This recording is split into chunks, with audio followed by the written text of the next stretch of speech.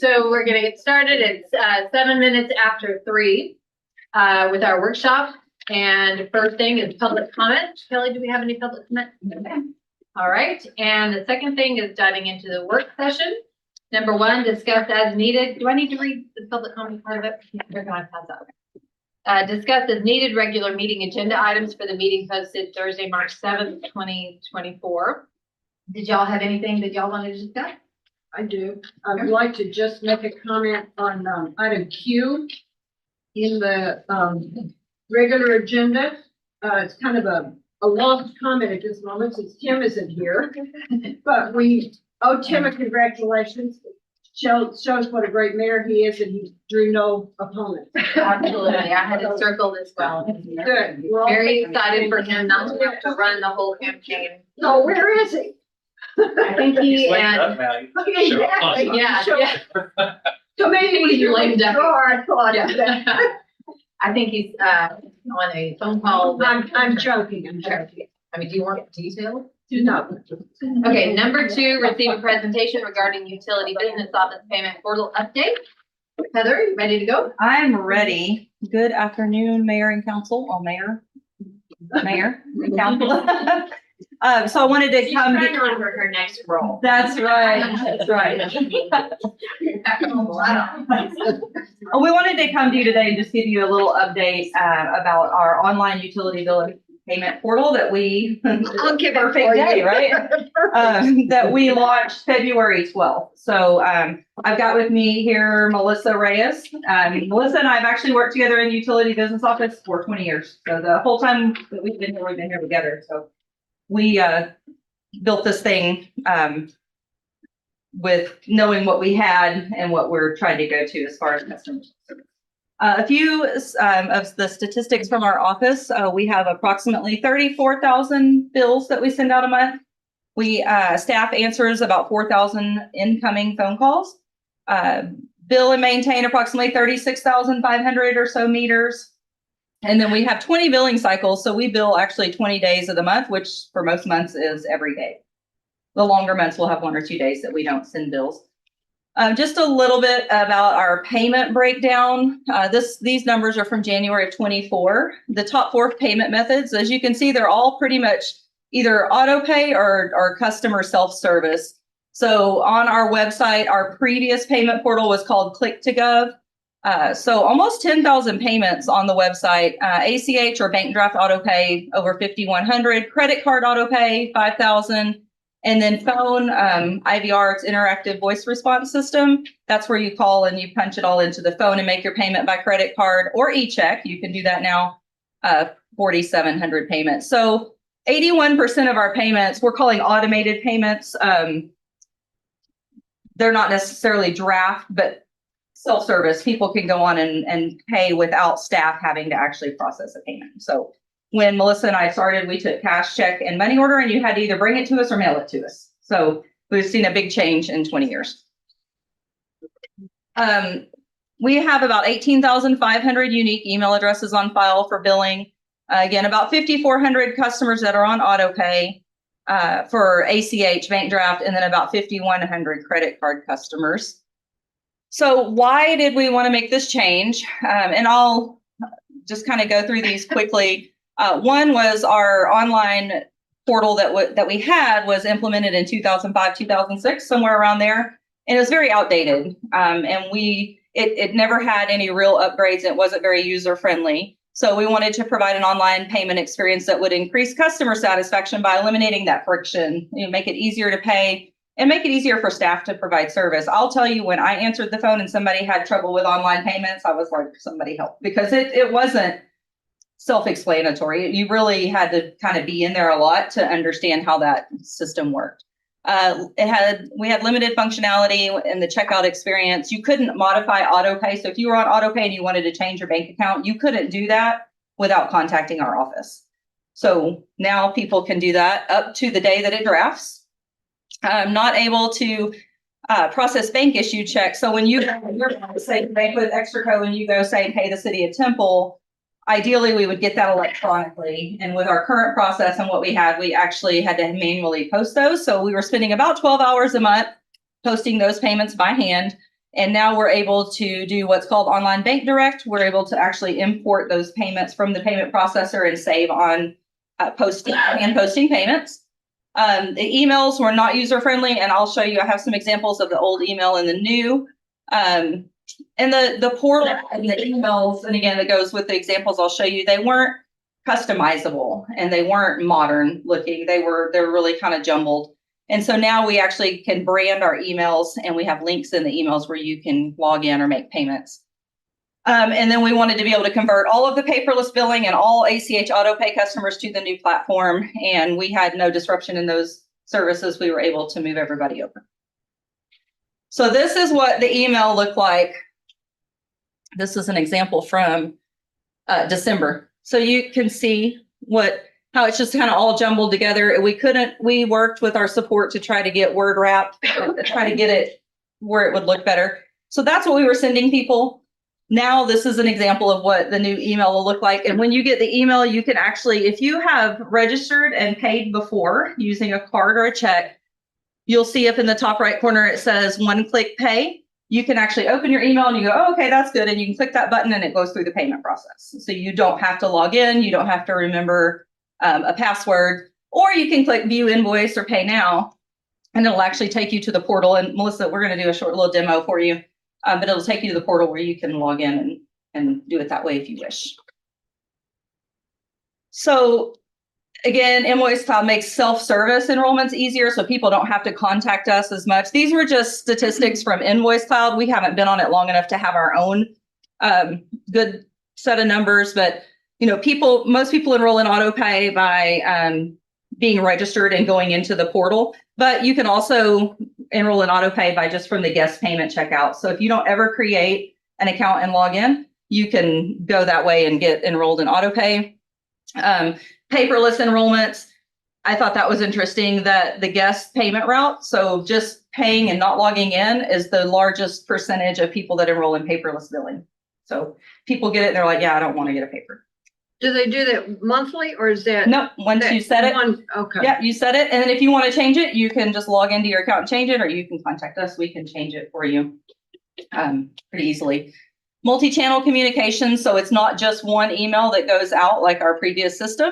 Again, this is what an example of the email looks like.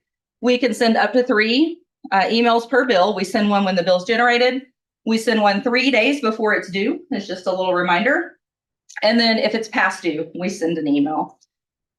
Text reminders. So that's one of the biggest pluses of this, is you can also do text to pay, which is brand new. And it was new to me. I didn't believe it till I saw it. But if you get signed up for text to pay, we'll send you a text that say, here, your bill's ready. And then it says you want to pay with your account, your card that you have on file, and you can say pay, and it'll say, okay. And it actually, that way. You did it? I said, I might, Oh, yeah, because you don't have to talk for to my anybody. own bills, you had to call me a lot. Now that I'm married, I'm better at it, but I could probably handle that. You can call it in the bank. And then you can also, from the bill emails you get, you can also choose to say, oh, I don't want to pay this yet. Just remind me on the due date and I'll pay it. And so it'll send you an Outlook calendar reminder that'll say, hey, go pay your bill.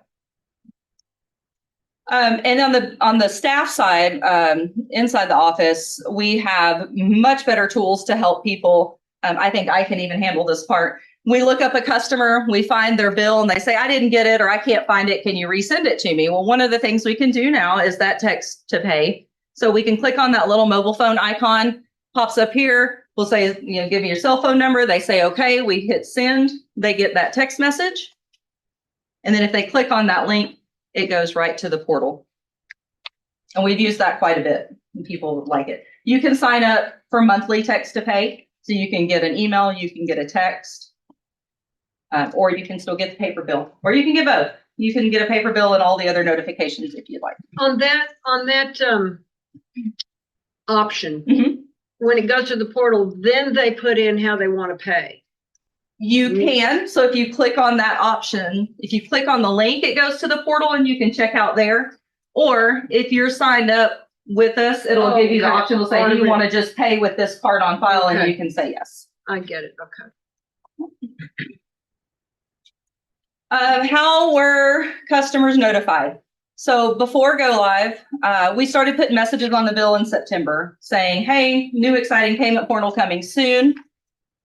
In January, we really kind of expanded on that, watch for more information, kind of added some of the things that would be available. After go live, which was February 12th, we sent an email blast to every email account that we had on file. Actually, let me back up. We did send an email blast before go live too. The Wednesday before go live, we had marketing communications work up an email that said, hey, come in Monday. This is the deal. If you were registered in credit card auto pay, you have to re-register, which has been the biggest challenge of the whole process. But we send out a, hey, heads up, it's coming. And then we had a go live email. That day, we also, if you get a paper bill, you got a flyer inserted in your bill.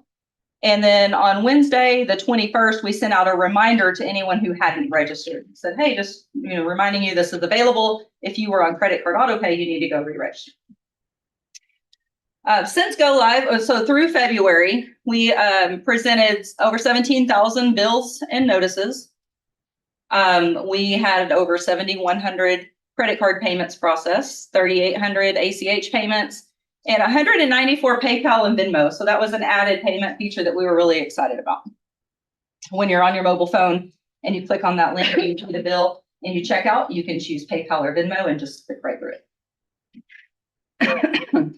I was looking online for a quote about change because it's hard, right, Susan? Yeah, very. Change is hard, harder for some than others. I personally love it, but not everybody feels like it. So change is hard at first, messy in the middle, and gorgeous at the end. And messy in the middle is where we are right now. But by next month, I have confidence that everybody's just going to love it and be happy. Excuse me. So the challenges, like I said, the biggest one was credit card auto pay. Had to re-enroll. Credit card information is encrypted. That can't be transferred from one system to another for the safety of the credit card holder. Everybody who had an email address on file, sorry, y'all. Everybody who had an email address on file was defaulted to paper only. That's been a challenge for some because they wanted both. But it's super simple to change. You can log in, take yourself off of paperless, or you can contact us and we'll do it for you. And all customers had to register with the new portal. So that's been some confusion, is that people see the new portal and they say, well, my login doesn't work. You actually have to re-register. And real quick, we'll do a demo for you. I don't die. So that's what the page looks like when you go to templetx.gov/paymybill. And council, I put on your desk a little business card that has a QR code on it. Not that one. So if you hold your cell phone camera up, it'll take you to the website. So those are what we're passing out to customers. So we're just going to walk through a couple of examples here. One will just be a one-time payment. So if you don't want to register or log in, you click one-time payment, you enter your account number.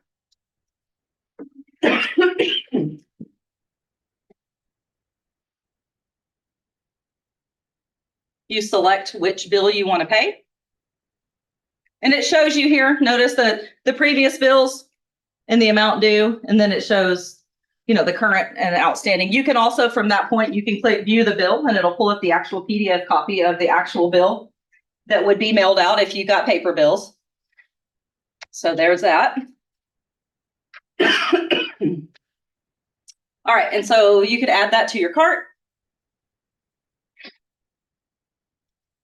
And then proceed to payment. And the test credit card information we have won't work in our live system, so we'll have to stop there. But you can just continue on. If you have a credit card saved, you can click that, or you can choose PayPal. Venmo only works from a mobile device, we've learned. I didn't know that before this project.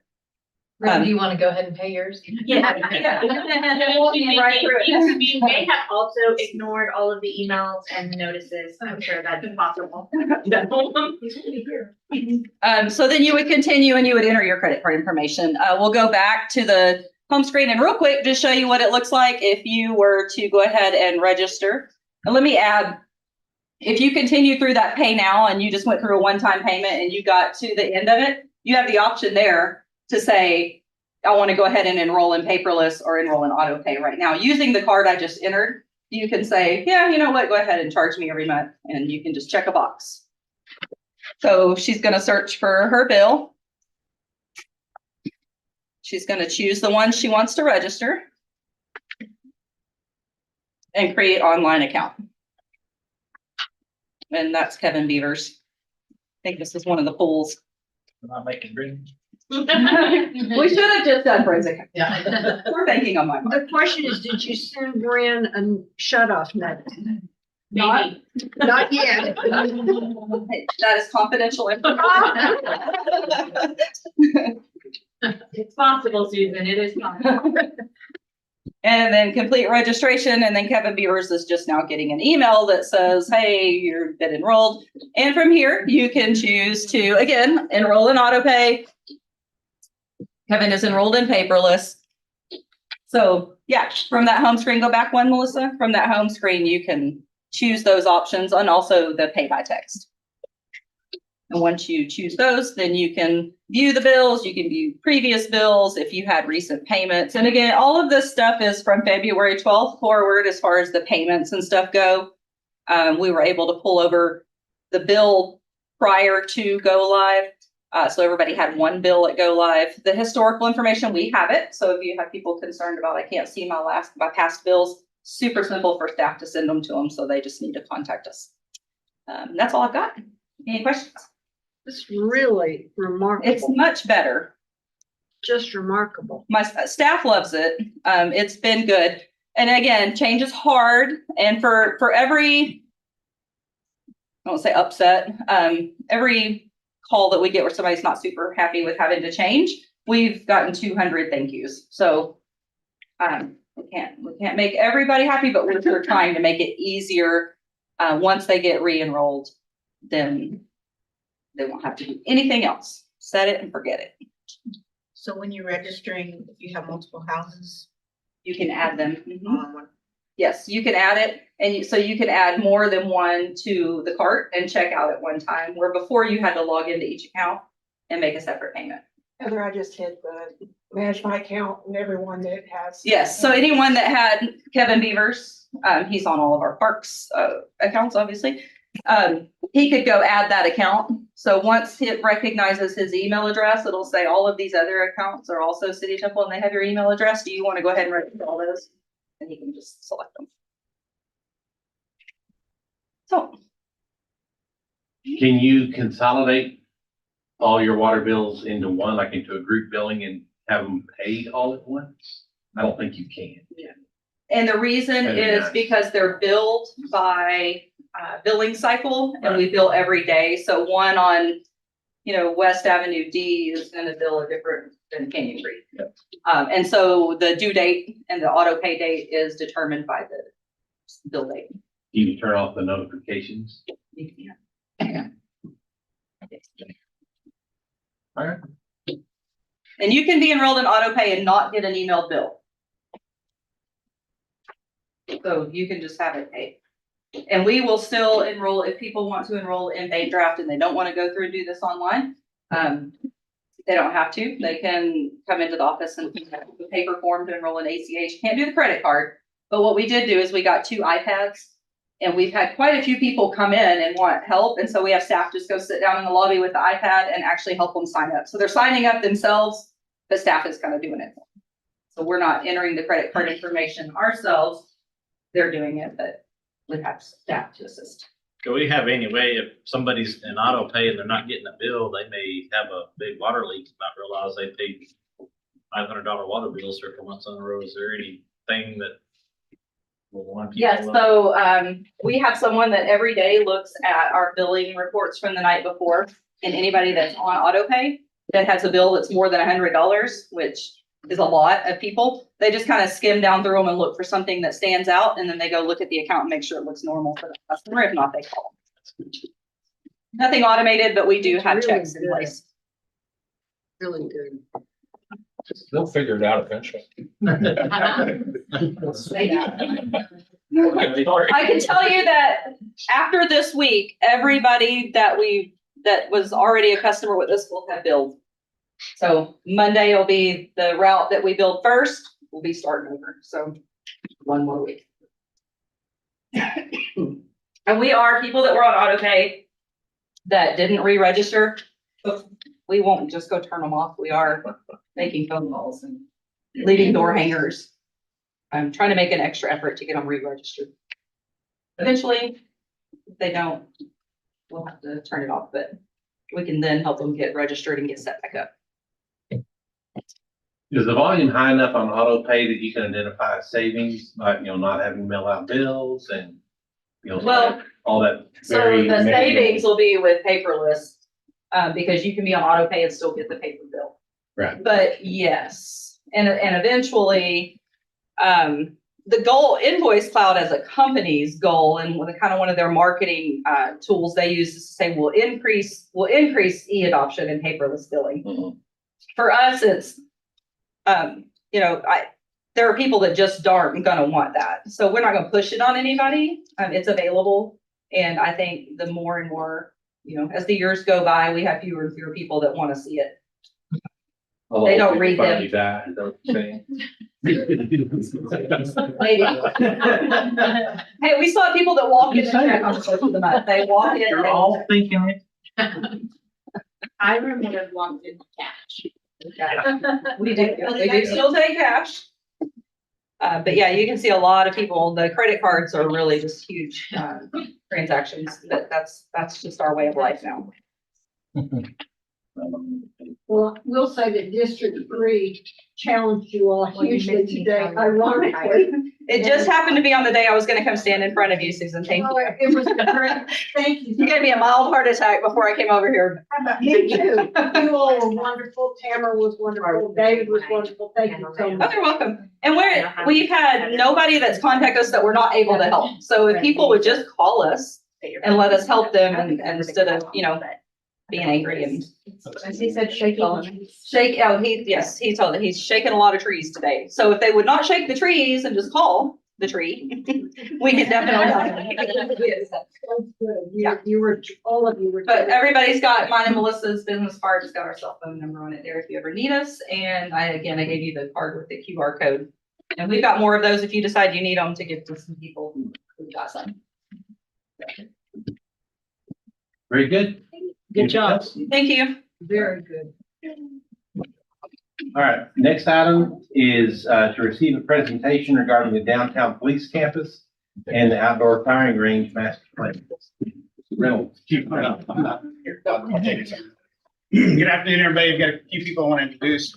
James Lindsay and Brian Mead, both with FGM Architects. We've been working with them, with Brian actually since 2019, when I was with different architectural firms.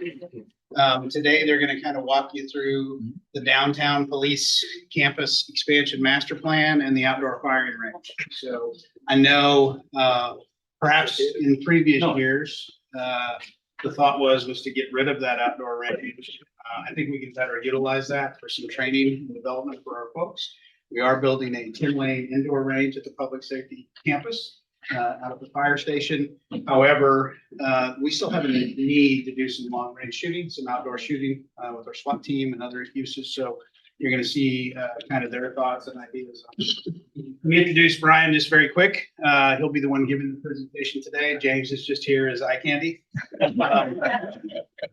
Brian Mead is an award-winning architect, nationally recognized public safety design thought leader with FGM Architects based out of their Chicago office. He's been an architect for nearly 30 years, specializes in law enforcement, facility planning and design. Often speaks at police conferences and was one of only 5 architects on the IACP, that's the International Association of Chiefs of Police Facilities Designs Guidelines Advisory Committee in 2019. Brian started working with the city of Temple back in 2019 on the police training facility master plan, and has also worked on police projects and master plans for city of Austin, Killeen, Victoria, Bay City, Roanoke, Weatherford, and Elgin, to name a few of the Texas clients. So please welcome Brian. Thank you, sir. Right, of course, my pleasure. All right, I guess this is a good spot to stand. So thank you, Chief. Mayor, Council. Very happy to be up here and just try to be brief with 30 minutes. We have 25 slides. I know Belinda had passed out a little bound booklet, a lot of data. We worked on most of this in the past year in 2023. So we put together 25 slides to try to be very succinct with the information. But feel free, this is casual, to stop and interrupt at any time of questions or at the end. Please see fit. So whenever we start a study, you want to understand what the forecasting is. You want to understand how much staff, how much space do you need, and how do you get that information? So we did get some information from the city.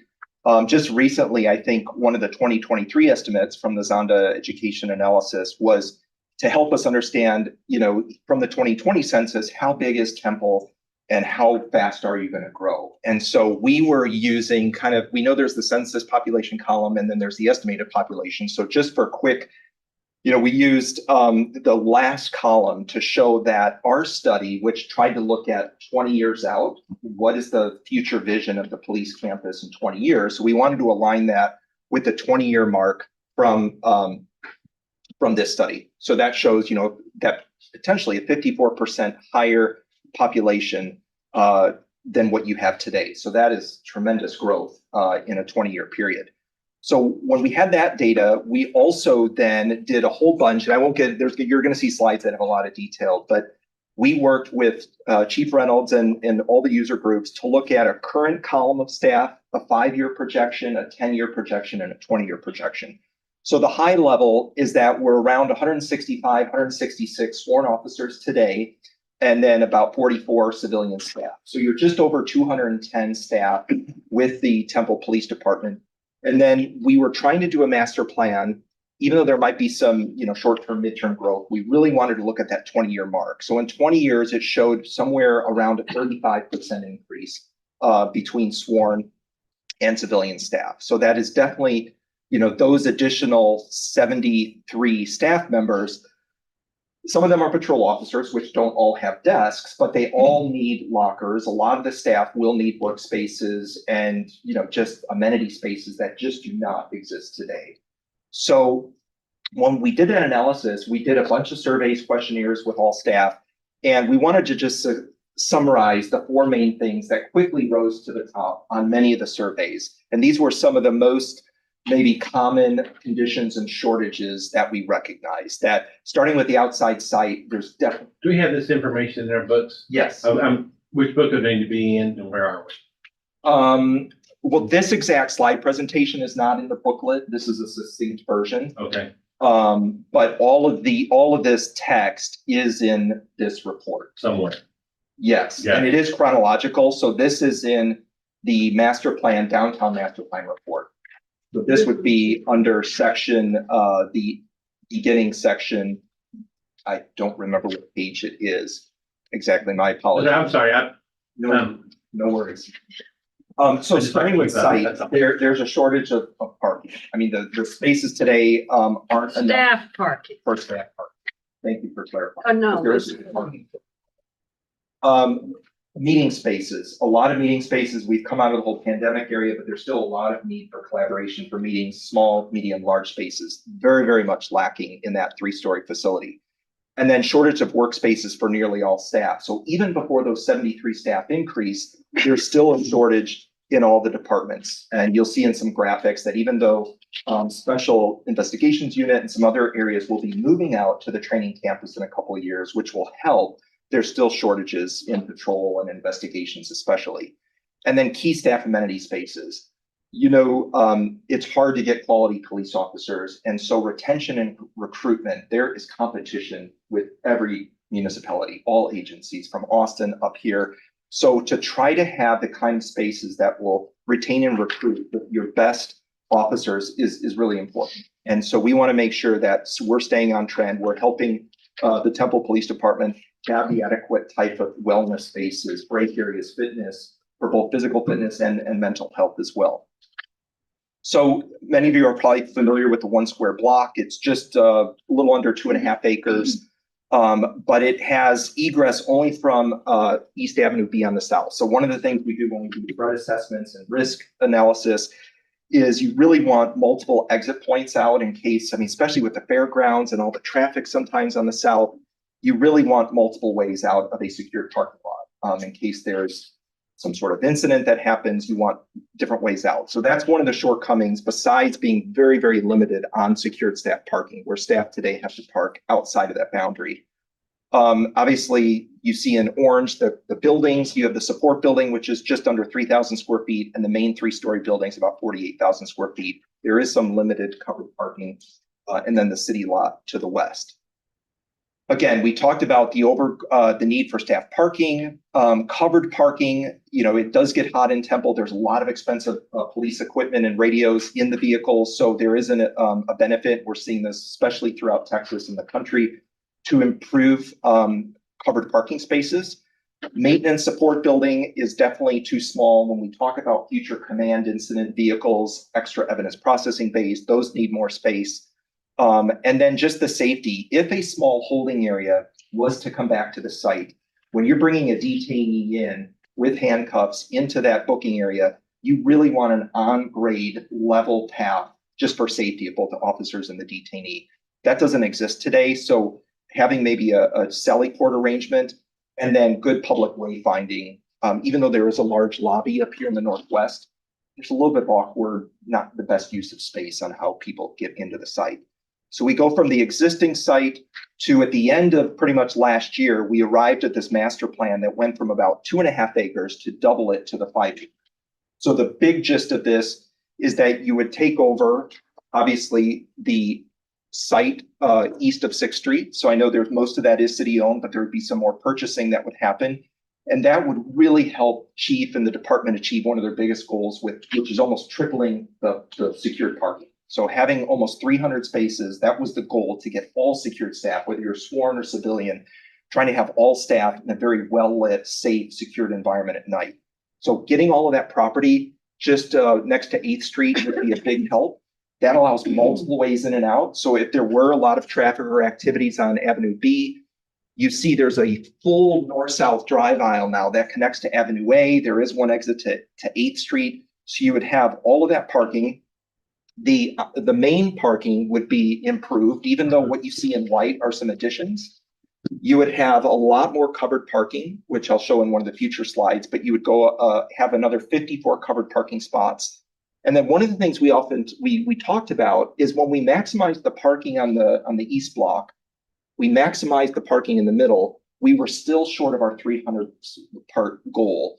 So the city lot, and again, these are just ideas to throw out there. With the core group, we talked about, what if 2/3 of the city lot was also captured in a secured gate and fenced area, and we added a little ramp and sidewalk through that brick wall and made that additional staff parking. So with that additional 30 spots, 31 spaces, plus that would get you to a secured sally port, since the booking area is right in that southwest corner. We wanted a safe on-grade way to have a vehicle pull in, bring a detainee in. So we felt like securing that whole part of the city lot and making that a sally port, garage access, and 30 more staff spots would help us meet that one goal. So that's the high-level site areas. Again, using the site plan, you have a 1-story addition for patrol, which had a lot of need. You have a 1-story addition to the east, which is getting fitness and locker rooms and all of those amenities on the first floor. And then you have a pretty large addition to the current support building, and that's to get your indoor garages for extra evidence vehicle bays, for a drive-through command vehicle bay, a lot more storage that they don't have today. The new police parking, 31 parking spaces Yes. right here. That's in some ways and the new sally port would be the quickest, most doable thing at this moment, isn't it? It is, when you see in the report the dollar amounts, I think it was around 2 million. So when you look at the cost, I mean, obviously the package 4, which is the biggest cost ever. Sure. So you're right. When you think of city-owned property today, I mean, if you didn't even do the sally port right away, if you just wanted to secure in this parking, you're right. That would probably be one of the quickest things to do before, because I know you'd have to acquire, I think, Belinda, you were saying the far northwest parcel. To the east, which, oh yeah, that doesn't work on here, but But yes, so that was the next good segue. Oh, sorry. We were gonna go through each package, 1 through 4. We have a slide to summarize each of those. So it is a big undertaking, right? Master plans are often done based over many, many years. So because this was a 20-year vision, we wanted to break out the pricing and potential phasing in 4 categories. So 1, and they could be done in any order, but 1 is mostly parking and the support building addition. 2 is this 30-car lot and fencing in. 3 is just adding 54 more covered parking spaces. And then 4 is a pretty significant renovation of all 3 levels plus 12,000 square feet worth of additions. Additional buildings. Correct. Correct. So CIP number 1, again, I won't go through all of these bullets, but basically you'll see at the very bottom of each slide is the price in last winter's dollars. So that's why there's the asterisk there. This project is about 10 million, and we are seeing about, I think 2024 was maybe forecasting maybe 4% escalation, 4 to 5%. It's always hard to look through a crystal ball as you get further out, but we're projecting somewhere in the 4 to 5%. So as you work through a 5-year or 10-year capital improvement plan, depending on where you want to place these, you or Belinda or anyone in the city could just take this number in the report and then add a certain percentage escalation per year. So it's the lot. It does include 17 spots off the North Street. Not that there's an issue with public parking, but because you would be improving the sidewalk and some of the landscaping and islands to meet City of Temple standards, we thought maybe it would help to just have more diagonal parking, which matches the diagonal parking north of the building now. Not to get into the details, but you would have a little bit of underground water line utility that would probably have to be replaced where the street would get closed, the north-south street. Security fencing, and then of course the 6,000 square foot addition to the main building. Again, some of the functions there. Package. I'm sorry, does that also include the purchase of that? Good question. It does not. It does not. But you're right. If you're trying to capture the whole cost of this, it would need to probably, if this is reflecting a project cost, you'd want to have that property acquisition. How much property are we talking about, Belinda? Ballpark? So the property we're missing is right there. That square there, Yeah. that's what I thought. Okay. The rest of Yes. Okay, the second package is on the far west side. So again, that one was estimated. Again, these were conceptual estimates. They weren't like full-blown CD documents that were priced, but still there was built-in contingency. So a little over $2 million, which mostly is transforming the current lot, which is a combination of asphalt and there's some nice decorative turf pavers. So there would be modifications, restriping, maybe some island treatment if we wanted to create a different one-way pattern. That would be part of that cost. Portions of existing brick site walls would be removed if you're trying to basically create that new ramp and sidewalk, new perimeter fencing for extra security, maybe some lighting improvements. Another part of that 2 million would be that 740 square foot selling port, because you have a nice, that whole building is a nice brick wall, a lot of brick and metal architecture. We'd probably have that match.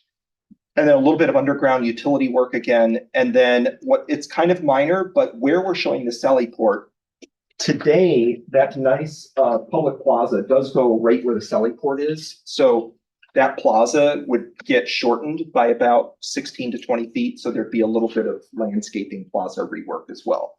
So that would be that isolated project. But to your point, that is kind of very isolated. So that wouldn't be very disruptive of any other police operations. So do you have that 2B and 2A separated to come up to the 2.1? 2A and 2B. It looks like just the parking there Oh. is 2A and the Yes. slope driveway is 2B. Yes, it's not in this summary, but I will definitely double check Okay. what the breakdown of that, because you're right. You could debate that and say, well, maybe we don't do the Sally port as part of this and we just do the secured parking. And you're right. I mean, you take $742 square foot times whatever the cost per square foot might be. I mean, that could be a big chunk, or not a big chunk, but that could be maybe almost half that or a third of that. So that would be good to know. And we'll But you make- would still have to do it with the potential of the Sally Port coming in the future, and you don't want to do something that precludes that or makes it more difficult later. That's right. That's right. I mean, the flow of the parking, if you wanted to just do the parking now and leave that brick wall in place, you just have to realize that someday, if you were to do the Sally Port, you're going to disrupt. I mean, maybe the construction vehicles come from the north, and maybe you could block off the last 3 or 4 parking spots. So it's actually not a bad idea. You could probably manage and just cordon off part of that if you wanted to break out this project into, like you said, a 2A and a 2B. The easiest one, but it would be a little bit disruptive in terms of staff parking. So that's why we're thinking that even though one requires the property to be purchased, that's a big swing space. So if you can get all of that new parking done on the far east side, eventually when you get into doing additions or the new carports, that would help if a lot of the patrol vehicles were not in that area. So this one is, again, just under 2 million. And it's just basically trying to replicate what they have today with the canopy system. And that's to protect more of the patrol vehicles, that one. And then finally, the largest one, which we'll spend a little bit of time going floor by floor, is the main building. So because one of the additions is on the south, it's where one of the current carport structures is. So this almost $26 million in 2023 dollars would include the demolition of one 18-car carport, and then the renovation of about the 48,000 square feet. And then that cost does include 4 different additions that total 12,000 square feet. And we'll go through each of those floor by floor. You'll see where those additions are. So in each floor, we show an existing and then a proposed. So the existing first floor, again, I won't go into a lot of the things, but all is primarily you have patrol.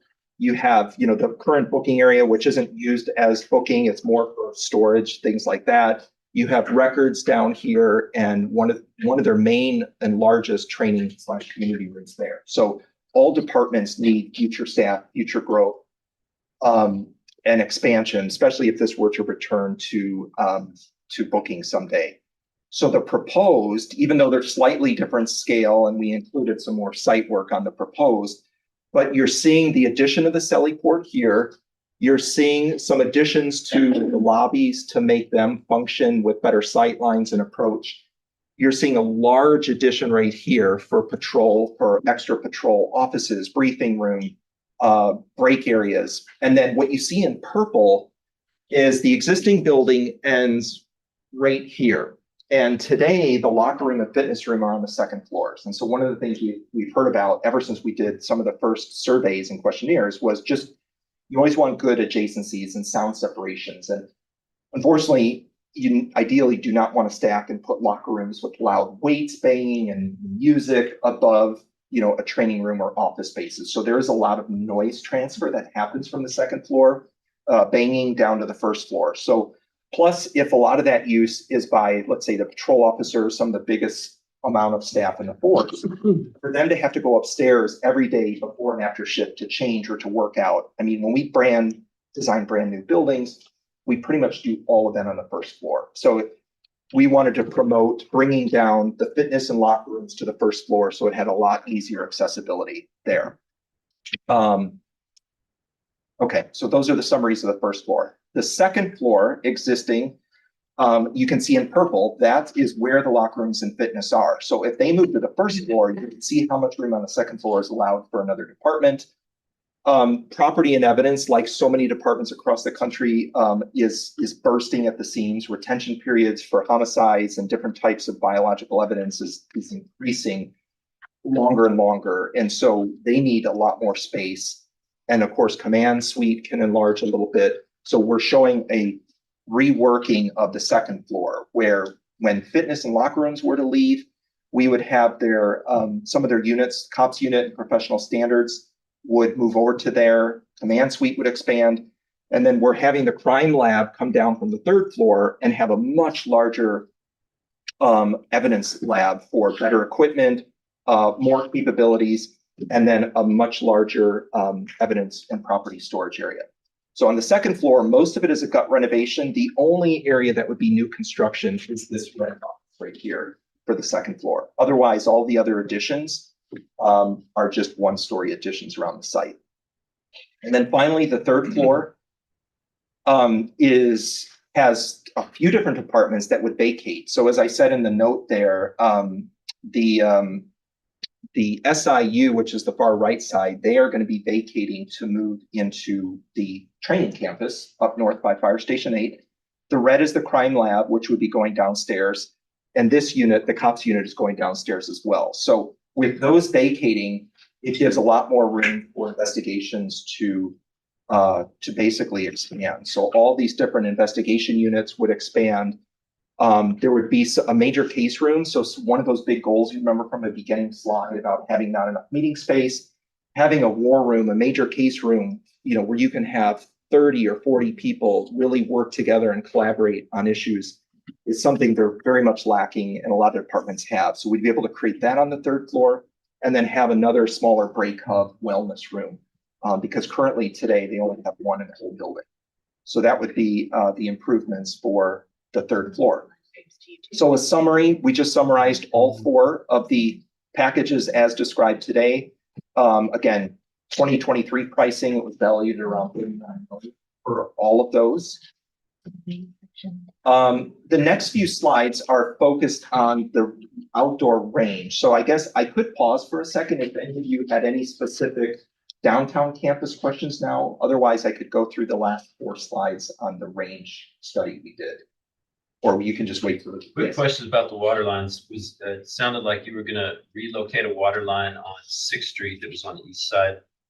And the goal is just so that we never have to disrupt your parking lot to work on it, I guess. Parking and building. So I think the line is literally under where we're proposing the new fitness and locker room.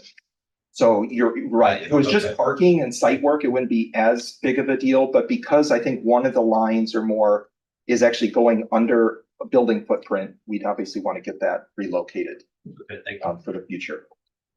Okay, so we can answer any questions at the end, but I think I only have 4 more slides. So in succession with the downtown, we did the same process where we met with the core folks from the police department, the training group, and we talked about their current just under 3-acre site and all the shortcomings that they have there. So just a quick, in case you haven't been out there before, you have Bullseye Lane here to the north. I think, I forget my orientation, Belinda, what's the landfill is right to both the south, exactly. So you can see in the number key, 1 is the main outdoor range, which has very limited capabilities, 25-yard marking, maybe a 50-yard marking. There was a canine training area to the right, which is now going to the training campus out by Fire Station 8. The former kind of tire outdoor shoot house, which is very dilapidated and not used, is where the number 3 is. The very old classroom building is number 4. And then the previous animal shelter site is 5. The city landfill is down below. So that's getting your bearings there. Some of the shortcomings, broken down by category. The range, I think those are over 40-year-old berms. So there is still lead in them. So there's definitely a high priority to have that remediation done. But again, it has portable wood bases, wood that is rotting. It's not a very good, stable, permanent system for the targets. There's no baffling system. The berming that we're proposing and working with would be a little bit higher. So any stray rounds would go over the berms. I know it's just a landfill right now, but just thinking a little bit about safety.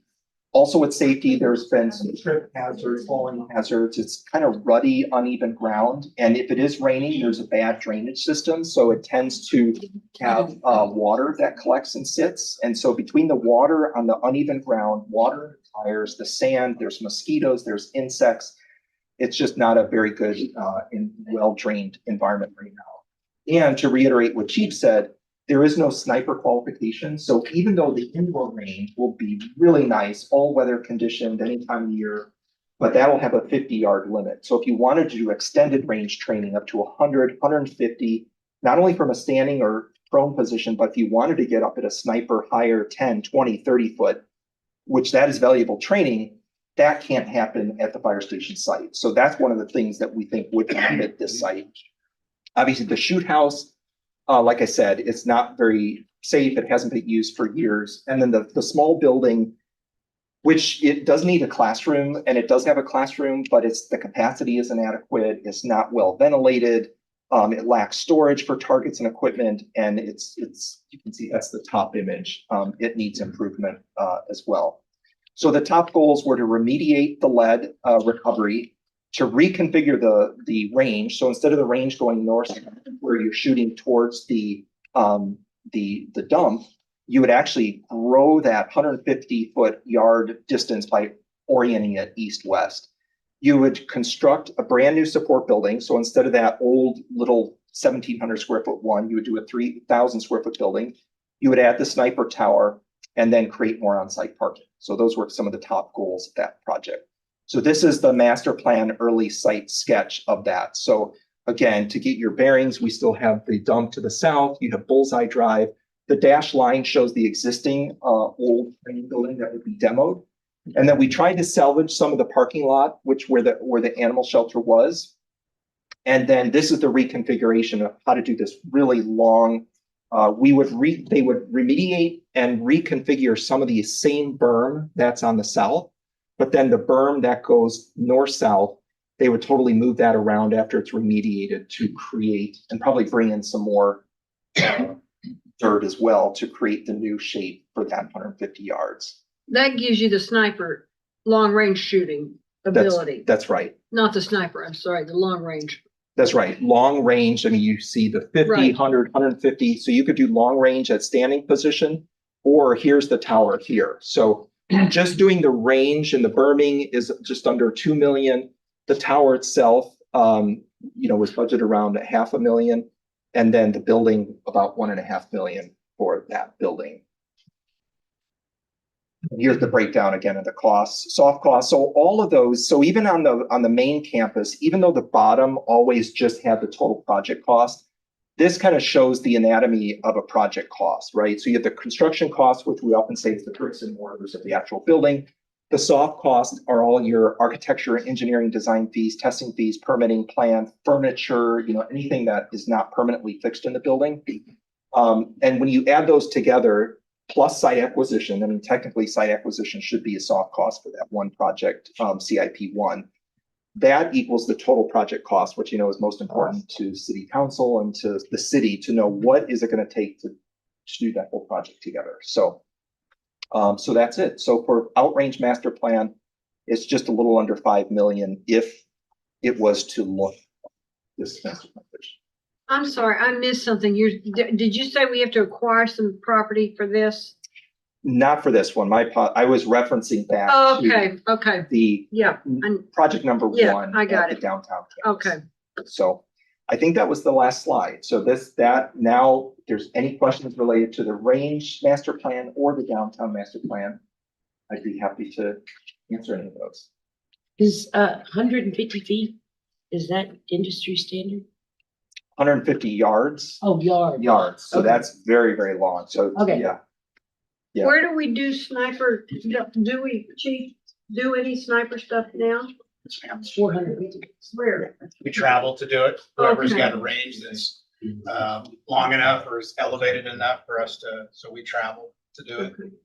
They actually have to qualify multiple times a year.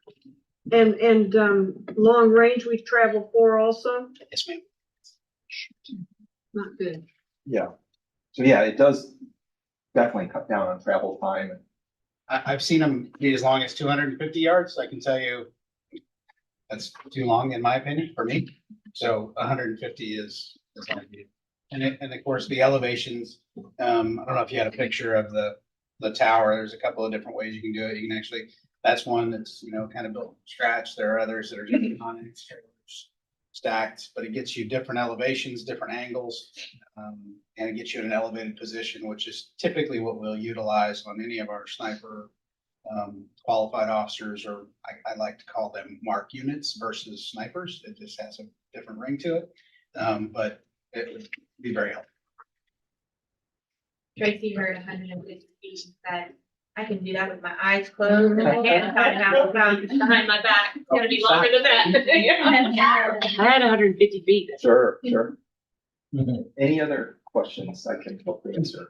Mayor and council, just to kind of orient you, obviously, we've conducted this master plan to help us prepare as we enter it, as we're doing capital planning and budgeting. We do have a placeholder currently in the current adopted business plan, in our capital plan portion of the business plan for this, the downtown campus expansion design in FY 26 and construction in 27. There is not the full funding for the whole scope that was presented today. Just simply, we didn't know yet. So we'll work towards a proposal that incorporates the broader plan as we continue our planning for the upcoming business plan presentation. But we wanted to give you an idea of kind of the what was coming out of the master plan. But as Mayor mentioned, that, don't expect this to happen tomorrow, but we are working towards identifying funding and getting this program within the business plan. Are we looking at the land acquisition downtown? We have acquired, the reason we have so much of it is we have acquired some Oh, sure. that has become available. And so we are working towards that too. But that square is The last fairly piece. important. Yes, ma'am. Little Joe's Street's gonna get littler. Short. We may have to look at, something. And Some what- alternative, because, the Sixth Street, which is Little Joe. Yes. Boulevard, I think. Yes. It is partially has been closed at the fairgrounds. And then this plan would have it closing, to over the police station. And then something I'll show you later may have it closed. So we may need to consider, maybe 4th Street or something at Little Right. Joe, so that we don't take the whole street. Else, anything else? Thank you very much. Thank you. Appreciate it. All right. Next item is to receive departmental updates from Performance Excellence. Stacey, you up first? Yes. Right. Me. I actually have combined them all into one presentation, but I have two things to share today. One being a departmental update, and the other is the highlights from the performance report which I've passed out. That we've all had a copy of the gas. I'm super excited to finally be here in front of you talking about some big changes for Performance Excellence that Brent and I have been working on for some time. So this is our small team. 2 of them are with me today. Christine and Wilson are here with me today. And then we have Virginia, who is the smiling face you see when you come in to the building. But like I said, we have some big changes. So I have a slide here. I think Brent's going to kind of give a little overview. Thank you. So, and Stacey, you may have to help me with the timing. I can't remember exactly, but a few months ago, we did some reorganization within our department, and part of what had historically or in the past been under Performance Excellence, we moved into what we used to call HR, but now is called People Operations. And that was really the organizational development focus that had been kind of incubated under Stacey's leadership, but was ready really to join back with our People Operations team, because that's really kind of how it naturally fits in. And so over the course of the last several months, Stacey has been working on some new focus areas that I've asked her to take the leadership role on. And so a couple of the ones that you'll hear her talk about today are new, and then one of them is one that is not new, that you're very familiar with, which is really the department's I would say how it was born, and its main function, which is to be the champion of our strategic plan tracking and make sure that we keep the commitment that we made to the city council when we undertook our first plan back in 2019. You know, if you'll all recall, I told you, if you'll do this with me, I promise you that we will make sure that we live by this plan, that we'll use it to actually guide the work that we do, and we'll be accountable to it, and we will track how we are working, how we are accomplishing what we set out to do, and we will report back to you and to the community and be open and transparent with our progress. So that job fell to Stacy and Christine to help develop. So that is still something that is at the heart of the department. But I've also asked them, as I think all of you all know, one of the kind of newer initiatives that is near and dear to my heart has been something I've wanted to focus on for a long time. And I endearingly call it the red tape reduction team, because it's really about, probably a more formal name for it would be our process improvement and innovation area, but it's really about focusing. I told Stacy I wouldn't steal all of her thunder, so I'll try not to, but I'm very passionate about this. It's really about taking a look at all of the processes, certainly the external facing processes. And we've, as we kind of started this, we've been, our guinea pig department has really been Brian and his team in planning and development. So looking at the permitting and planning and zoning facing processes that are very external in nature. But also looking at and customer facing, very customer facing, and then but also internal processes that help us deliver services. They're ultimately reflective of how we can serve our citizens because they make us more efficient, but they're more internally driven. Say like how we our procurement process, for example, that may not be super visible to a citizen, but certainly drives the efficiency by which we deliver our services. And so the idea here is to always be in a state of looking for how we can do better and better and better, and not say, well, that process was working 10 years ago, so that still is what is best meeting our needs.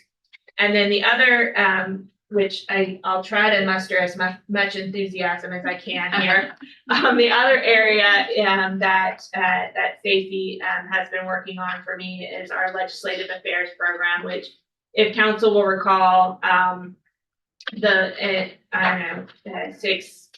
months ago when we had our last facilitated strategic initiative session, we had Alicia in to kind of help us guide. I think I tried to convince y'all to take the legislative initiatives off the business plan, but you said no. So this is an area where we're really trying to be more intentional about our relationships with really governmental officials and our peers at all levels of government, whether that be the county, certainly a very heavy state focus because of how much we interface and how much the state impacts the day-to-day things that we do, but also the federal government level and other special districts like the NPO, Brazos River Authority, things like that. Stacy actually cut her teeth in government and at the state. She worked at the Capitol, at the Legislative Budget Board early in her career. So she'll present more details about these two areas in addition to the, again, kind of the heart of the department, which is the strategic plan. All right, so the first big change to me, I think, is that we're also going to change our name. So we are going from performance excellence to strategy and innovation. And really the reason behind this change is that, performance excellence is kind of a nebulous term that can mean lots of different things and to different people. And I think strategy and innovation a little bit more clearly reflects what the department is going to do. So this is our proposed work chart. And I'm going to talk, I've got it color coded by team. So I'm going to talk through it by team. So that, I don't really know what color we would call this, I guess teal or turquoise color here. This represents our strategy and innovation team. And that is going to be directly managed by Christine Liao, who is also going to, these changes are going to also include a promotion to her to an assistant director of strategy and innovation position. And she will manage both the process and innovation team and the strategy team. And so you'll see we have a couple of positions for the process and innovation team that we're adding in this current year. And then we have one proposed for a future year. And then you'll see in the purple is the legislative affairs for this next year and the session that's going to be coming up. I'm actually going to be managing that program, but at a certain point, I'm going to have a person that I need to hand that off to manage it. And so then that last team is our performance and analytics team. And that team is going to do much of what they currently do, which is about the tracking and reporting of the performance and strategic plan. The Legislative Affairs Program Manager is a new position in 2026. It's a position I'm going to request for 2026. Yes, ma'am. Stacy, if a department were to request some help analyzing their metrics and everything, would they be talking to the yellow people or Yes. the teal people? The yellow people. The yellow people. Okay, thank you. The yellow people. So I have a few slides that are going to talk through the major functions of each of those teams. And so starting with the performance and analytics team, this team is responsible for data analysis. So performing, just like what you were saying, Don, performing analysis for special projects or policy analysis. And this is where they can really act as sort of internal consultants for departments. So if a department has a business question, they want to analyze something, then they can come to us and we can help them work through the analysis of whatever it is they're trying to figure out. And then reporting, which that's our key performance indicators, our dashboarding, the performance report, the TEI report, and then our survey program also falls under this team. So that's our national community survey, as well as this team serving as consultants for other custom surveys that departments may want to do. And then training. So as we, I think there are a couple of areas where as an organization, we need to build some capacity. And one of that is, and in data and analytics. And so one of the things that this team will be doing is developing an analytics academy. And so to provide some more training for those things for staff. For staff across the board. Mm-hmm. Would you back up one? Yes, ma'am. Would you give just a very, very brief example of some department coming to you for data analysis and special projects and policy analysis? What might happen? Well, so actually we did have one, been some time now, but we had the solid waste department came to us and they were looking at sort of driver performance and utilization and vehicle utilization and that kind of thing. And so we did some analysis for them about that to help them make some decisions about, maybe timing and staffing and routing and that kind of thing. I get the idea. Thank you. Or maybe, a business question might be, okay, let's look at our permit data, like what's on average, how many permits are, coming in, how long is it taking, how many per person, things like that, that then help us answer questions about, do we have the right staffing level? Is there something in our process that looks like maybe there's a bottleneck somewhere so looking at the data to then hopefully make, either changes to something we're doing or adding resources into an area. Good. I just couldn't. Sure. Well, I couldn't.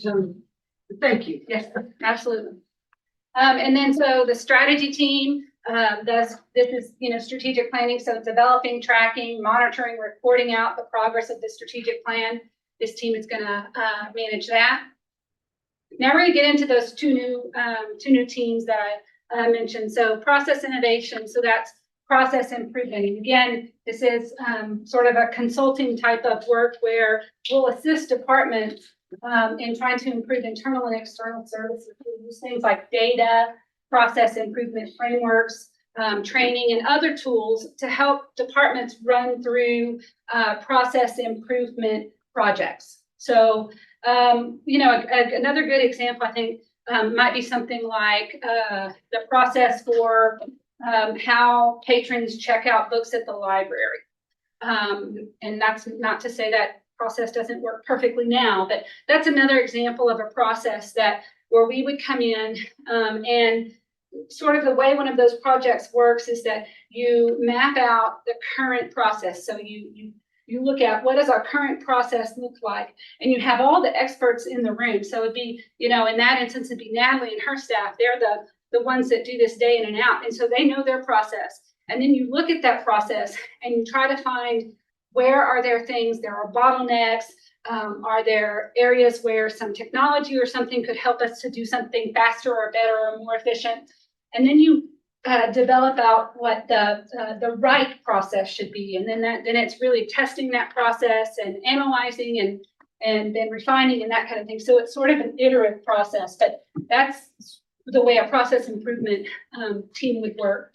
And then innovation is really developing and testing new ideas, products, programs, and leveraging emerging technologies that would help us to do what we do better and really stay on the cutting and leading edge of things.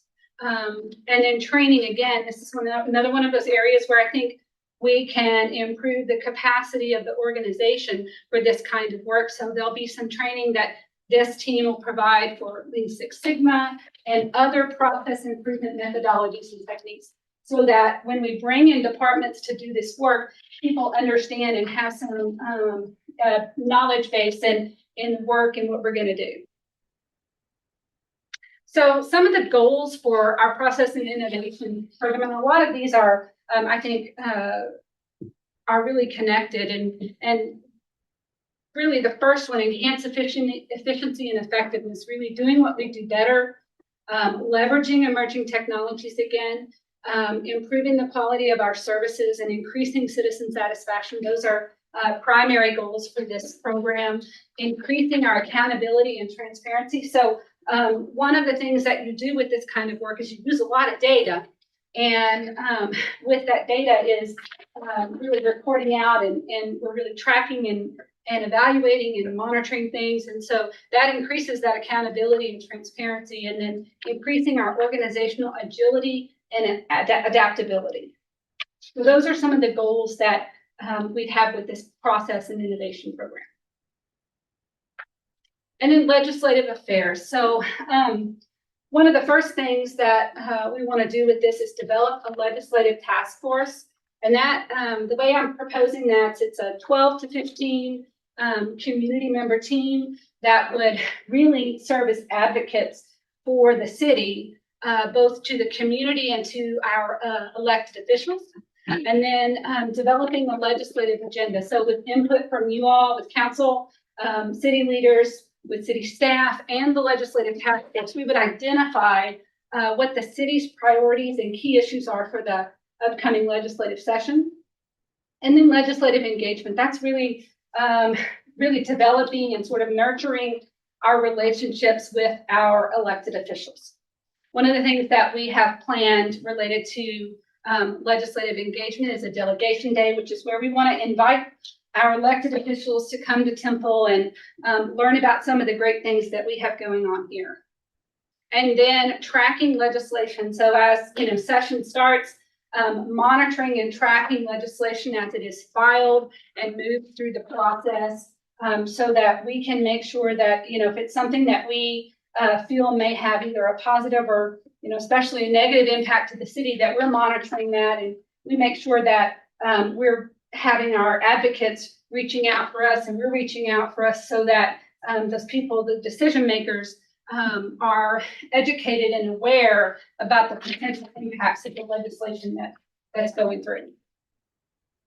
So some program goals for that legislative affairs would be, to proactively engage in the legislative process, to engage with community leaders so that they're advocating for us, to protect the city's ability to govern and provide our essential services, engaging city staff in the legislative process, developing the city's legislative agenda, and then again, to develop or enhance those relationships with our elected officials and other, peers in other cities. So there's really three major program initiatives for the Legislative Affairs Program, and one is the Legislative Engagement Strategy, the development of that legislative task force, and then the creation of our legislative agenda. So the the engagement strategy really has five main parts to that. The first one is a software tool called Quorum. And Quorum is a software that will help us to track and monitor legislation as it's filed and moves through the legislative process, so that we can, do some bill analysis on it. We can, again, reach out and let our elected officials know what our positions are on it. Is that sort of what the Focus Advocacy Program is doing for us now? Well, I know, yes, I think we get a lot of our information from them on that, but this is all that to help us to, one of the great tools with this is that we can do keyword alerts. So whatever we decide our priorities are, we can set up some keyword alerts in the system so that if any bill is filed that pings one of those, we're notified about it. So that we can gather all the information we need to and reach out to our elected officials. But so I think it is in addition to that, it's just a really great way to make sure that we're following things as they go through the process and not missing something that may really impact the city. Right now, we're pretty dependent on the consultants, Yes. and this would help.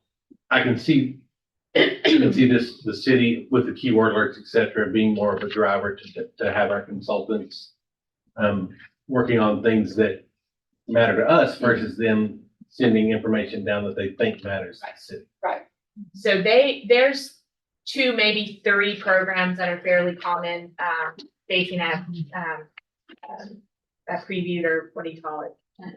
Demo, a few of them, couple of them, walk on them, whatever. And so I know, I don't think I ever asked Focus Advocacy what they use. I know Fred, that Fred Shannon is the lobbyist who used to be partners with Bill Messer, so he's kind of our main guy. He uses not Quorum, he uses the other one, I can't remember. It's a little bit more robust for, someone who's told, that's their bread and butter. But yeah, they control it versus us. But here, what we will be able to do is share the access to the consultant so that they can see our specific bills that we're tracking. Because, at the end of the day, or I hate that phrase, there are thousands of bills that come that are, impacting cities. And so what this will allow us to do is, as they get filed, say, okay, this one, we need to, put it in a bucket. So as it goes through the process, we don't have to proactively go out and say, where is that bill? It'll tell us, okay, if we've labeled it a good bill or a bad bill, a really, really, really bad bill, and it gets set for a committee hearing, we will know that it's going to committee hearing. And I think it's somewhat of an overwhelming process, and having a technology tool will help us to make it a little bit less painful.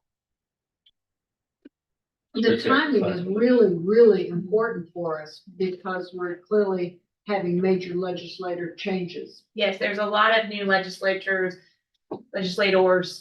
across the state. Yes. 34, yeah.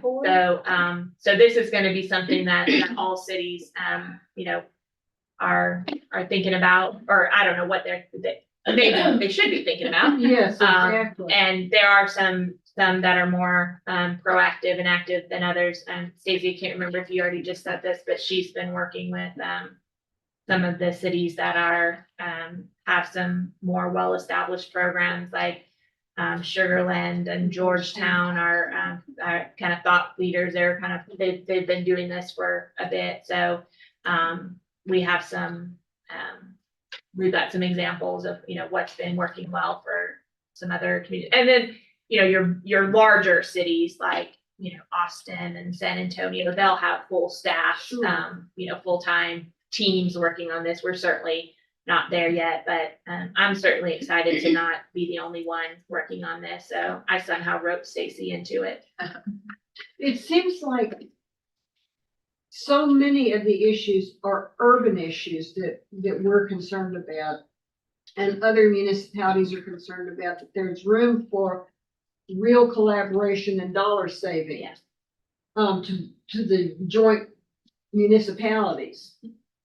And that's one of the things that Focused Advocacy does for us as well. They Yeah. have a clearinghouse call every 2 weeks. Or it's just on my calendar. Right. Actually, No, it goes I know what you're every talking 2 about. weeks, and then when it gets into session, it's every week. Yeah. So right now it's every 2 weeks, and that's one of the things that it's been really, really interesting and I think really helpful to participate in those calls, because there's been, I don't know, 50 people. I don't know how many it is. It's a bunch of people that get on, and Focused Advocacy kind of tells you like, these are the updates. It's been lately a whole lot about, the upcoming primaries and Sure. just talking about how it's impacting different cities. And that's a really great way and a really great tool, I think, for us to develop some of that collaboration and things with other cities. And certainly I think there are ways that, for better or worse, sometimes the legislation that we often, would put in the bad bill, category for us is really in response to something that a very large city has done. And or just a city, I mean, it's usually Austin.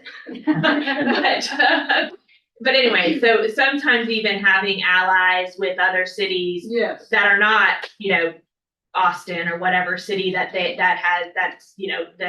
trying to respond to something that has occurred, can help us at least, because one message that we've tried over the years for, different topics is try to narrowly tailor you're asking the legislators to narrowly tailor their response to something. So if Austin did something that you don't want to be legal, then go focus on them. Don't make this broad, solution to a problem that doesn't exist in other places, and that then creates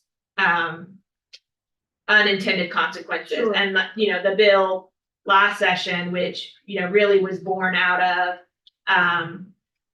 I think it was San Antonio this time, creating some laws around labor and maybe required paid sick leave for businesses, or some mandatory break time, some local labor type laws. And that's really what kicked off the bill. But by the time it was passed, or what was filed and what was passed was so broadly reaching that it would have upended home rule. Well, I haven't asked you what the status of is. Not in a while. I'm not sure I want to know.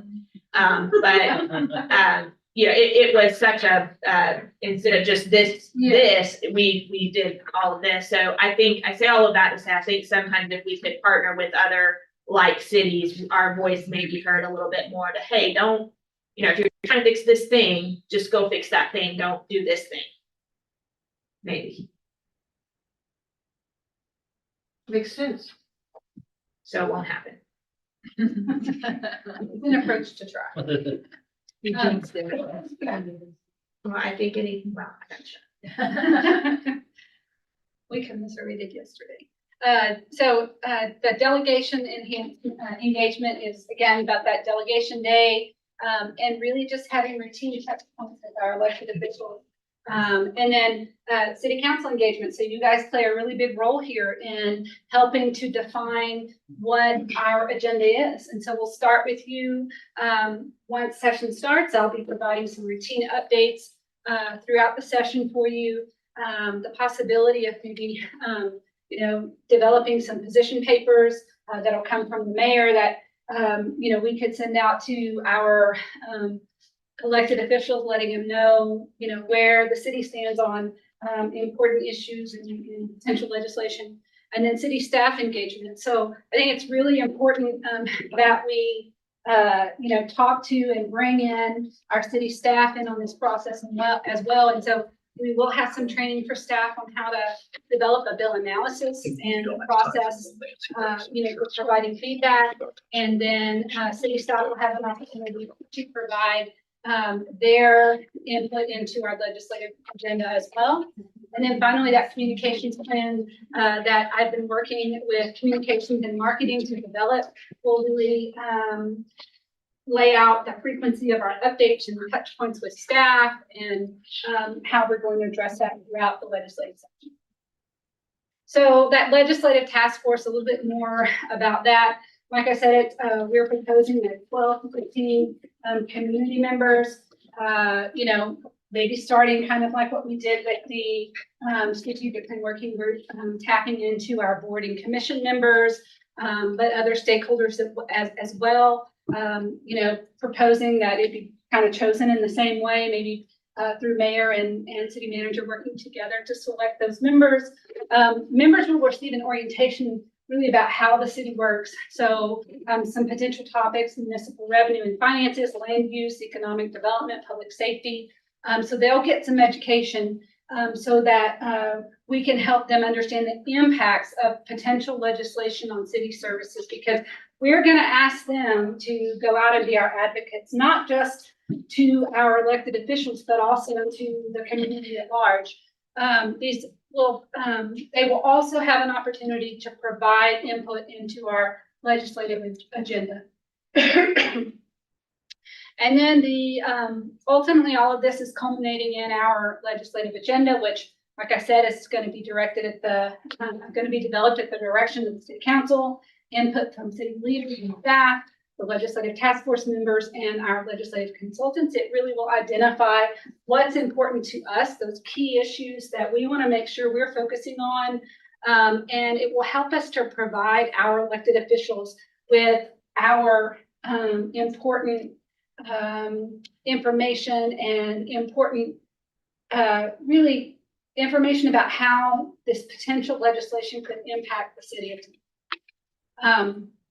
So that's going to be really, I think, a key to our success here, is really being on the forefront of it, developing that legislative agenda so that we know what we're focusing on and we can direct and attack those things accordingly. So this is the timeline for 2024. We're here in March. I'm presenting the program to you all today. I'd like to see the process for selecting those legislative task force members begin here in March, ultimately with appointments being made in April. That's a whole lot of information. Really, what I want to call your attention to is beginning in May, we're going to bring those legislative task force members in and start providing some of that education to them. So we'll have, I think I have 5 meetings set for them. We'll really give them some education on how the city works, and also how, education and, our college system that we have here, so that they have some real good information to move forward and advocate for some important issues for us. But we would look to have our legislative priorities draft ready in August. So we'll bring that back for council to approve, and then we'll start sharing it out to our elected officials and other, the chamber, the ISDs, the partners. And then it's really just getting ready for session to start in January. And then it'll be drinking from a fire hose for a little bit. That's a lot. I'm happy to answer any questions here. Like I said, After this, I have just some quick highlights from the performance report. If you'll have any questions about my departmental update, Tell me your new name again. strategy and innovation. I'm glad to see a focus on the legislative process. I think a lot of times we set back maybe too much and, haven't been aggressive and, been taking the Page Stephen. bull by the horn, so to speak. Yeah, right, exactly, exactly. Or we sit there and think, man, I hope that. Yeah. You know, I was at Austin earlier today and they were talking about, some council member there is wanting the city to, put in a buyback program for gas powered lawnmowers and have everybody move toward battery powered, you know? Well, that was one of the proposed,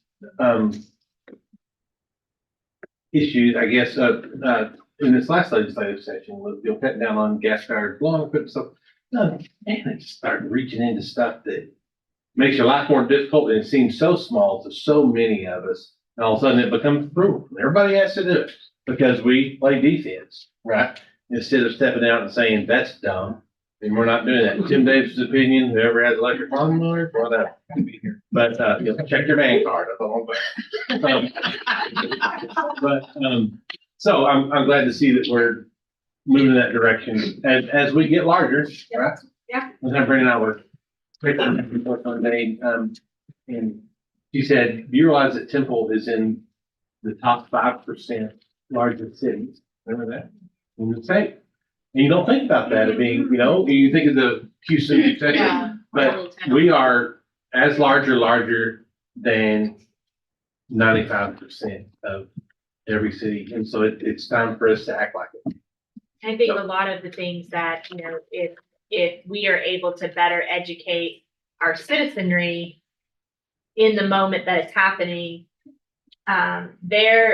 whatever their opinion of the issue is, they're better able to contact, and express it. So like, I remember a proposal last session that got a lot of steam. It didn't ultimately pass, but it would have disallowed the city council from requiring any lots to be larger than 25 feet wide.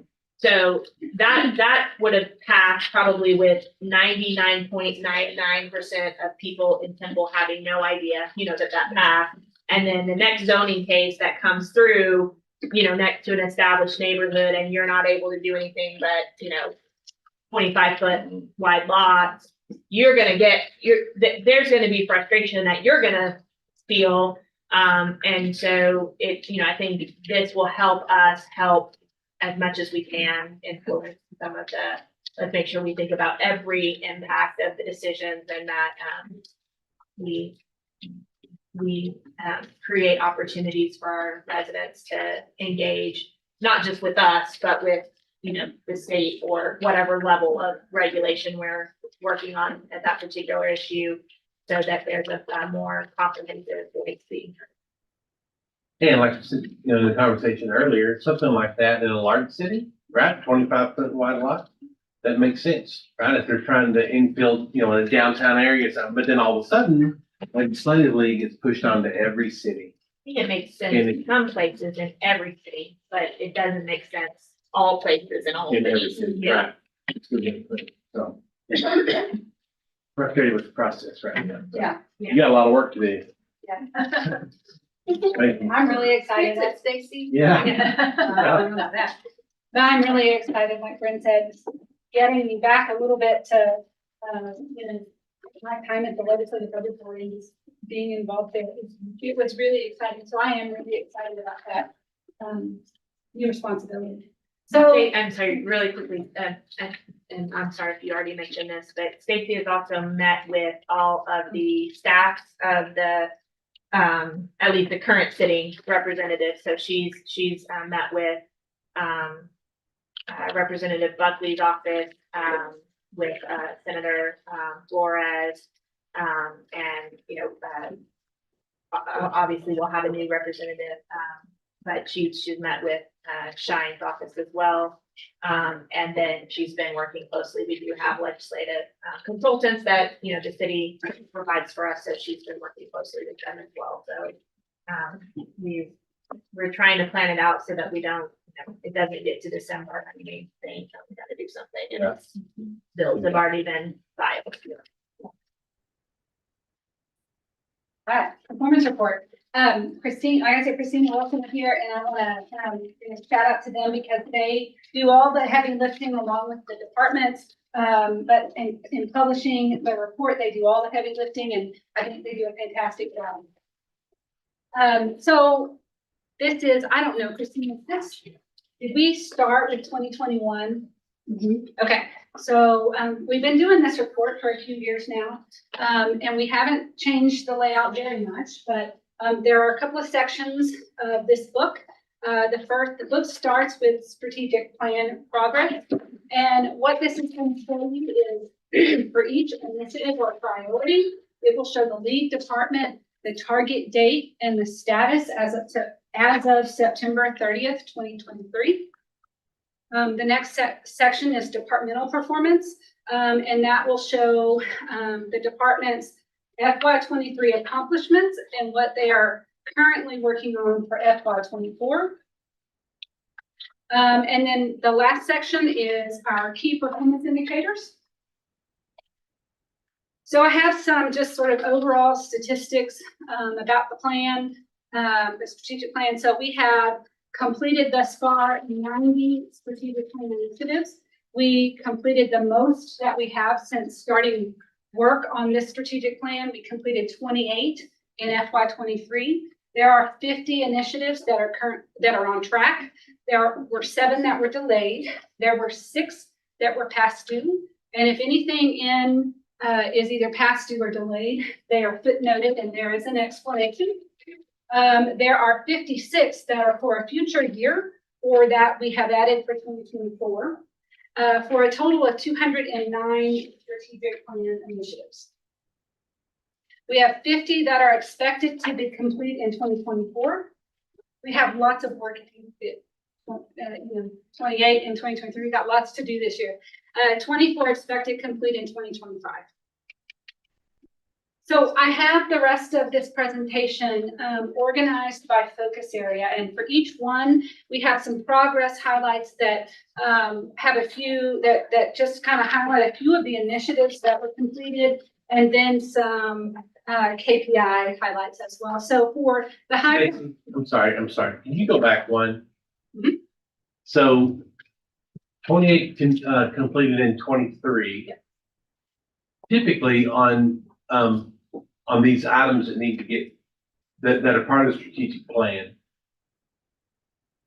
are most items multi-year items that ultimately come to, but ultimately do come to an end?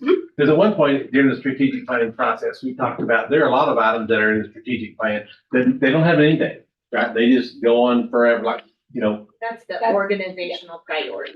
So if you see here, if it's listed as a strategic initiative, it is something that will have an end. An organizational priority is an ongoing, something we're focused on that we won't ever, conceivably, we won't ever stop focusing on. Like, for example, creating good relationships with media. We don't, that's not something you do and then, walk away.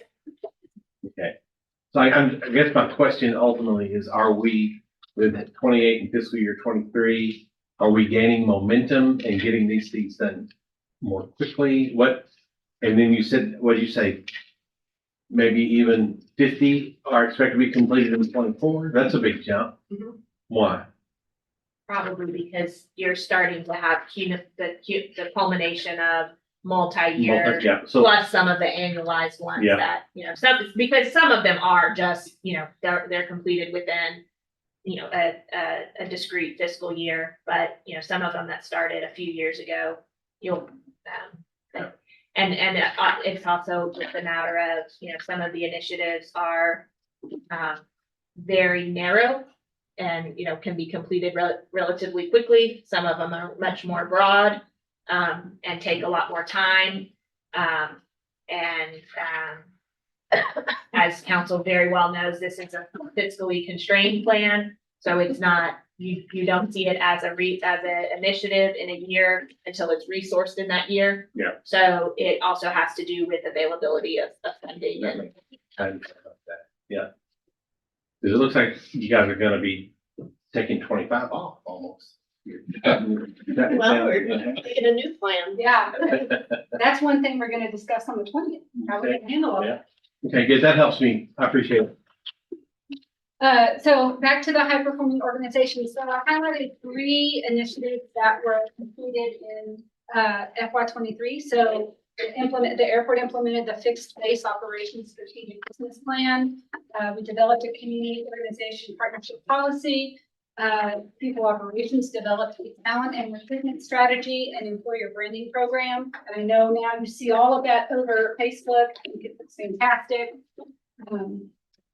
So some highlights on key performance indicators. So strategic initiatives completed on time, 83%. Public information requests went up another 12%. I know Kathy and her staff can attest to, I think the last 2 years, there have been double-digit increases. When in the first year in this book, I think they were at maybe just under 3,000 in a year. And now it's like 4,200 or something like that. So very large increases every year on the number of public information requests that we're having. Another thing that we report on is through our national community survey. If you remember, I've presented on that before, but residents that actually took the survey, and so respondents that rated our services as excellent or good was 72%. That's 72% of the respondents in the survey. Yes. but it is a statistically valid survey. So it is, it would be, you can't extrapolate out the data because it is valid. Okay, It's been sampled accurately and okay. all the words I'm forgetting right now because I haven't taken statistics in 25 years. It's just baffling. It's baffling and waffling. And then moving into the communication and collaboration focus area, 2 initiatives there that to highlight. They implemented a social navigator program and we updated the city's governance policy. Our website traffic continues to increase year over year. It's up 40%. Social media engagement and followers up 13%. That's in the year, 40% in 1 year? Yes, from 22 to 23. Yeah. Yes. Oh, okay. Yes. For the places and spaces focus area, initiatives developed destination events and sports strategies, developed the downtown parking action plan. The airport hosted the 75th anniversary air show. I'm sorry, the airport's 75th anniversary, right? You haven't had 75 airports. Right. Yes. That's how I made that sound. Constructed a parking garage in downtown and developed the library master plan. This is really great. 2nd year in a row that we've seen these large increases. So golf rounds played is at a 6-year high. Library circulation of materials is at an 11-year high. Mayborn revenue 10-year high, which had a 42% increase from 2022, which is astounding. Railroad and Heritage Museum visitors is at an 11-year high. So really great results across the board there. For public safety, it developed a fire master plan, established a nuisance abatement team, and then facilitated the development of the strategic action plan on mental health and homelessness. So timeliness of case resolution really speaks to code enforcement. So of all of their cases, 65% are closed within 60 days or less, or were closed within 65% of their cases for 2023 were closed within 60 days or less. The fire department calls for service. They had just under 15,000 calls. It's a 3.7% increase from 2022. I've been talking for too long. Police department had an 8% increase from 2022. It's a little over 77,000 calls. Can you attribute most of that to population increase?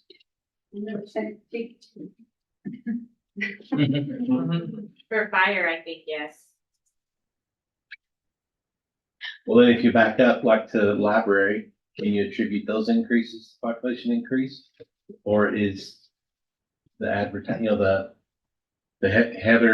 Heather's department, Heather. or and- both, obviously, probably the right Natalie's- answer. Natalie's just visionary leadership for the library. I think she's done a fantastic job. It would be neat if you could somehow parse those numbers out, so we really know what's working, right? Versus just people moving in. Well, she's writing. Smart growth, lots of really great things, in smart growth for 2023.